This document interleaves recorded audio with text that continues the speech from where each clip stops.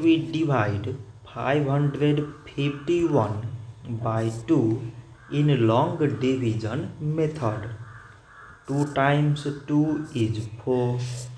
On subtracting we get 1. So we put down this 5 and it is 15. 2 times 7 is 14. On subtracting it is 1. So we again put down this 1 and it is 11. 2 times 5 is 10. On subtracting it is 1. So now this 1 is less than 2 and there is no other numbers to put it down. So we take here decimal so that we put 0.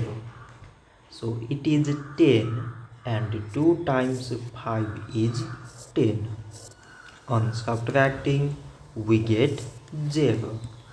So 551 divided by 2 is 275 decimal 5.